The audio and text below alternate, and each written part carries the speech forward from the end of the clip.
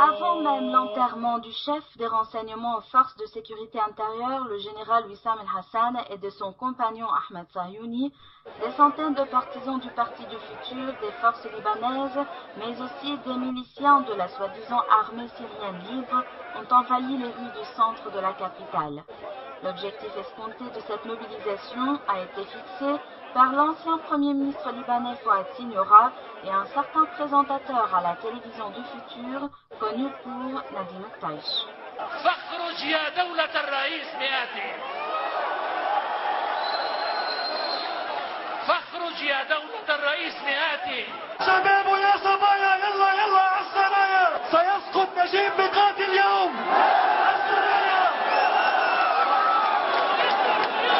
Les participants ont immédiatement convergé au siège du gouvernement, attaquant aux pierres et aux bâtons les forces de sécurité et l'armée libanaise qui ont amené des renforts.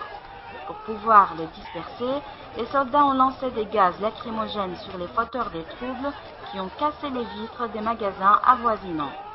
Une fois la tentative de prendre d'assaut le sérail avortée, les éléments armés ont bloqué plusieurs rues de la capitale et de sa banlieue. À l'entrée de la banlieue sud, des jeunes miliciens du Parti du Futur et des snipers ont ouvert le feu sur des soldats, faisant plus de 15 blessés dans leur rang. Selon des sources de l'armée, plus de 50 hommes, dont des membres de l'ASL, ont ouvert le feu sur les quartiers résidentiels à Chiyah et attaqué des jeunes pour leur appartenance religieuse et politique.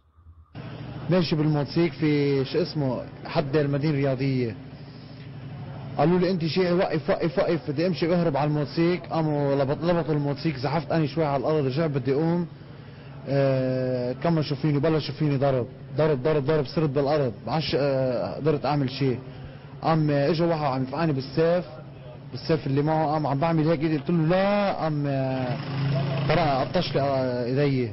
Des accrochages entre les soldats libanais et les milices armées du Futur et de l'ASL ont duré toute la nuit de dimanche. Un milicien du Futur a été tué et un autre blessé. Ce lundi matin, l'armée a réussi à ouvrir les routes bloquées à Kola, Tariq Jdidé et Assas, situées aux alentours de la banlieue sud. La circulation retourne peu à peu à la normale, mais la situation demeure précaire.